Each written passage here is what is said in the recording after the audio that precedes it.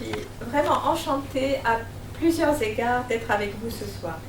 Tout d'abord parce que, comme je le disais à M. Hahn et à Franz, il y a un peu plus de 15 ans, quand j'habitais Nice, j'ai eu l'occasion de connaître le club Richelieu à Cannes. J'étais même membre d'honneur de ce club et j'ai participé à plusieurs soirées comme celle-ci, notamment pour parler de l'unification européenne et aussi de la foi bahaï. Et donc vous me rappelez de bons souvenirs de mon séjour dans le sud de la France. Et puis je suis enchantée que le choix ait été fait cette année de vous faire découvrir la foi bahaï, car c'est une année importante à l'échelle mondiale. Nous célébrons cette année le 200e anniversaire de la naissance de Baha'u'llah, le fondateur de la foi bahaï. Donc c'est vraiment une année très très particulière. Il y a eu partout dans le monde des célébrations. Ici aussi en Belgique, au Luxembourg, nous avons eu des célébrations au niveau local, au niveau national, avec tous nos amis, nos contacts, mais aussi des personnalités politiques et religieuses des différents pays.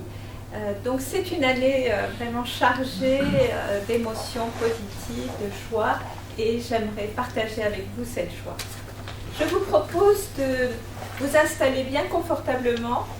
Je vais vous emmener faire un petit voyage dans le pays de la découverte d'une nouvelle assez jeune dans l'histoire de l'humanité, religion, la foi bahaï. Nous allons ouvrir ce très beau portail. Vous voyez ici, vous êtes déjà en voyage, vous êtes sur la terre sainte, en Israël, à Haïfa exactement, sur le mont Carmel. Et le mont Carmel, une partie du mont Carmel a été transformée en magnifique jardin sur différentes terrasses. Il y a exactement 19 terrasses, donc il y a entre le bord de mer pratiquement et le haut, tout un kilomètre de terrasses de jardin comme vous les voyez.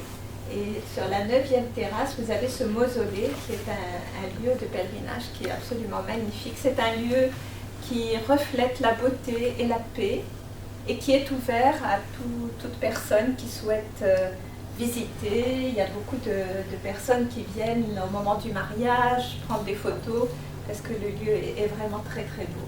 Et ce que la photo ne reflète pas, c'est que tout le long des escaliers, il y a des fontaines d'eau. Et il y a à plusieurs endroits de belles fontaines. Je vous montrerai encore une image tout à l'heure. Et donc vous entendez, quand vous êtes là, alors que vous êtes à Haïfa, qui est une ville assez industrieuse, assez bruyante, et là vous entendez le chant des oiseaux et l'eau qui ruisselle, et vous sentez votre cœur se remplir de paix, de sérénité. C'est vraiment comme un petit paradis sur terre, et je vous invite à franchir ce portail et venir avec moi à la découverte de la foi bahaï. Esther.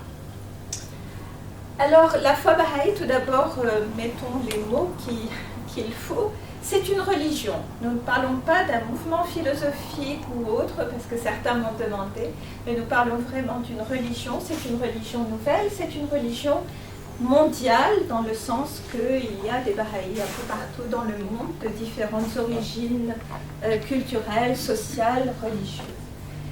Quel est le but de cette religion? Son but affirmé et proclamé, c'est d'unir tous les peuples de la terre dans une cause universelle et une foi commune.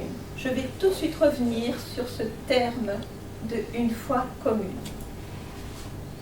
Les disciples s'appellent les Bahaïs et ils sont donc les disciples du fondateur qui s'appelle Baha'u'llah. Un peu difficile à prononcer, sachez que c'est le nom persan ou arabe qui veut dire la gloire de Dieu. C'est un surnom qu'il a pris, mais le sens veut dire la gloire ou la splendeur de Dieu. Pour les Bahaïs, Baha'u'llah est le promis de tous les âges. Vous savez probablement que dans toutes les traditions religieuses, il y a cette promesse du retour. Jésus a dit qu'il reviendrait comme un voleur dans la nuit. Dans la Bible, les Juifs attendent le retour, le Messie. Dans les écrits de l'islam, il y a aussi cette notion de retour. Il y a cette promesse du retour d'un messager divin qui viendra pour l'avènement de la paix, pour l'avènement du royaume sur terre. Les Bahaïs reconnaissent en Baha'u'llah ce promis. Cette promesse est réalisée pour les Bahaïs.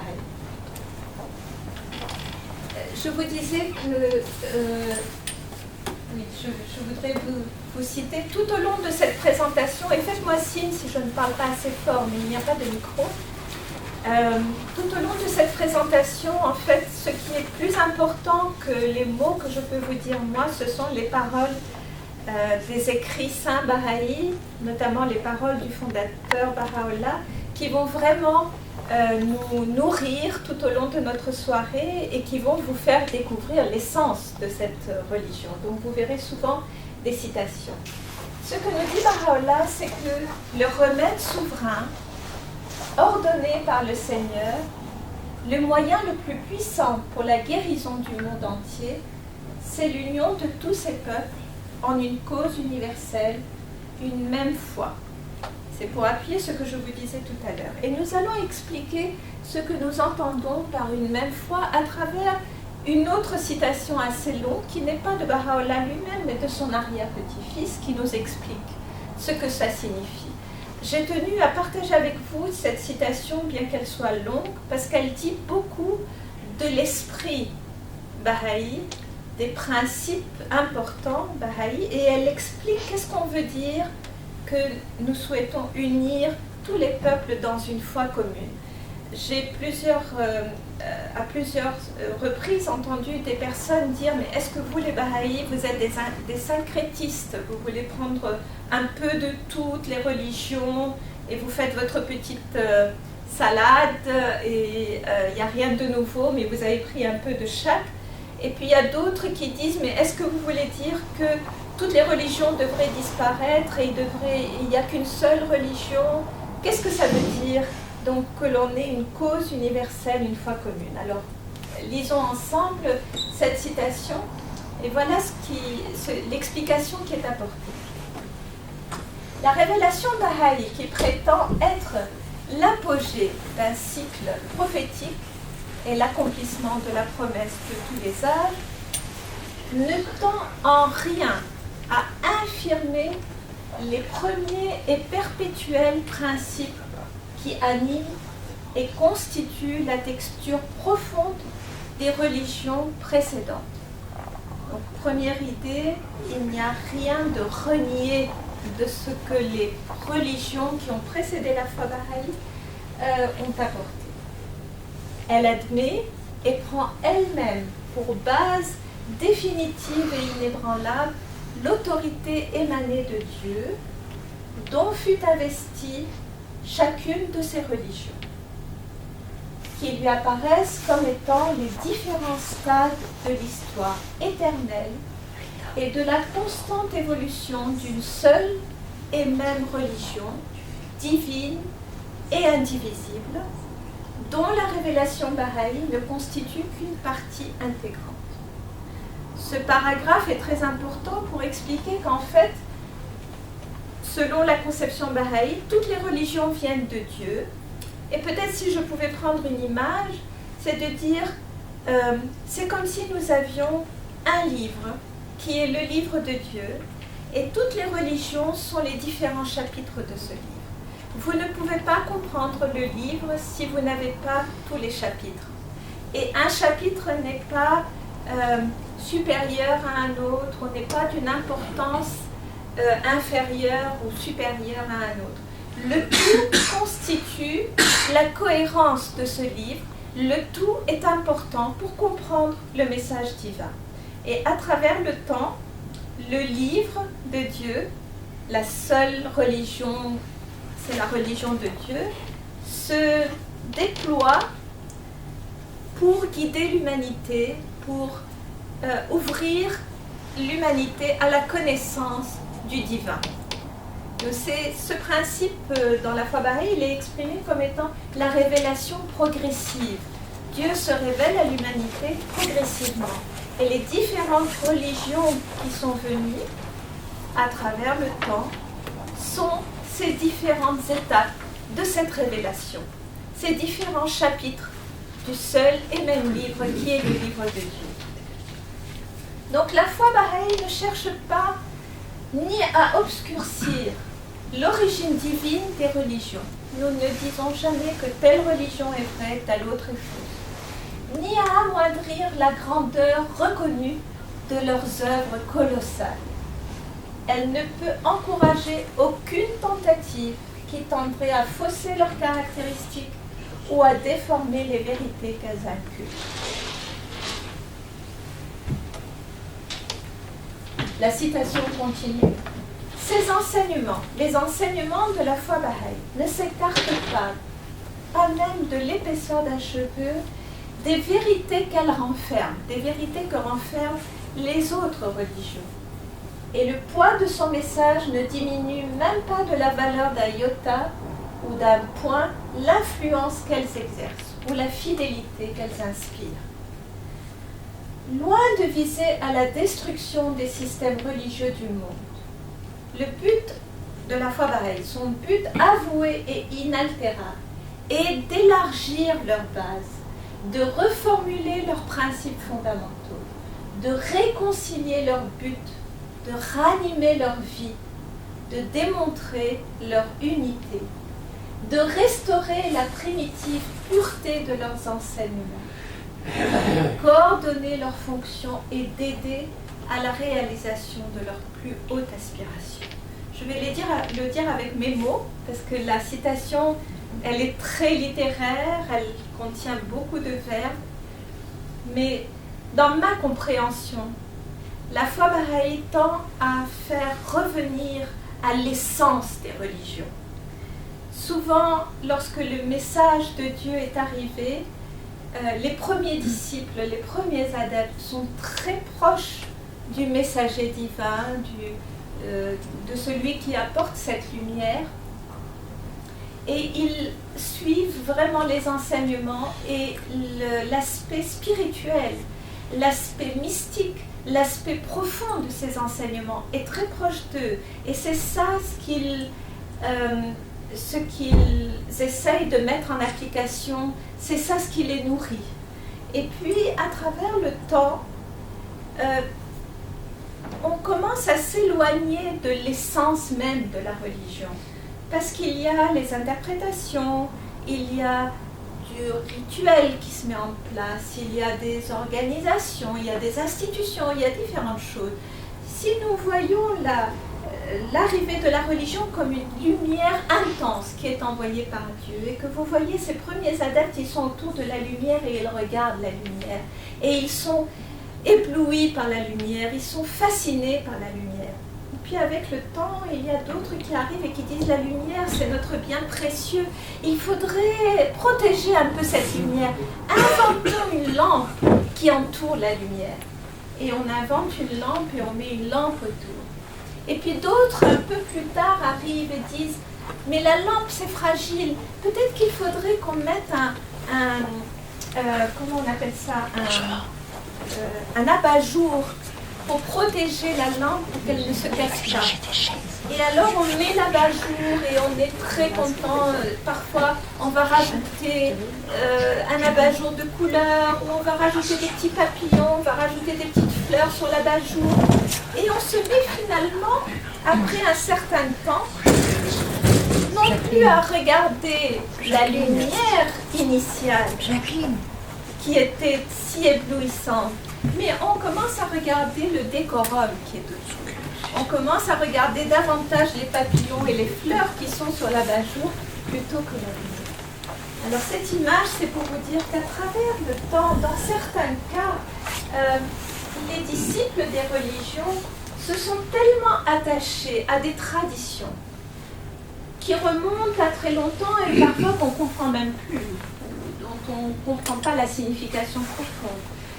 S'attachent tellement parfois à un rituel qui a été organisé pour X raisons à travers le temps, mais dont on ne comprend plus forcément l'opportunité aujourd'hui, que finalement, l'essence spirituelle de la religion, le pourquoi des lois et de ces traditions, nous le perdons de vue.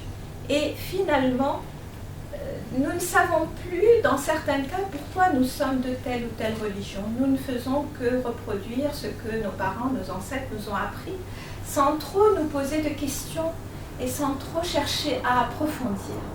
Et ce que la foi bahaï clame, c'est que ce qui est important, c'est l'essence spirituelle des religions.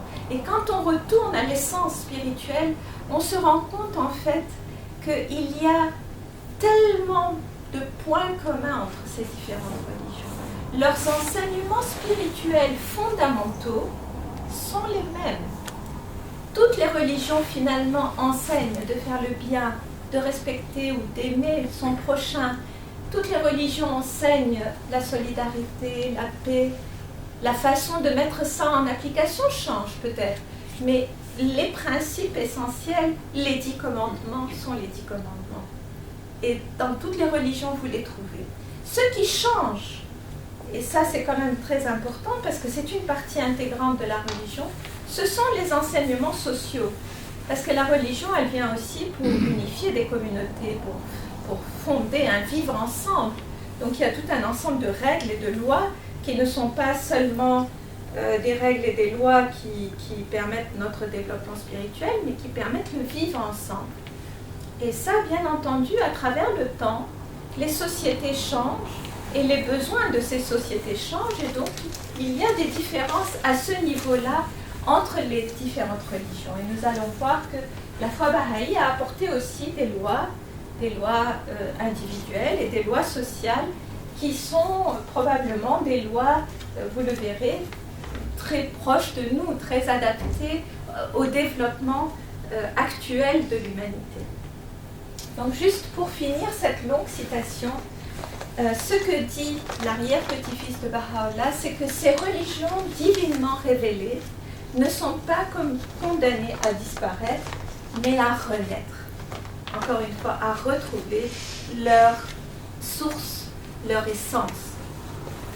Et il donne cette image, l'enfant ne s'efface-t-il pas dans l'adolescent et celui-ci dans l'adulte.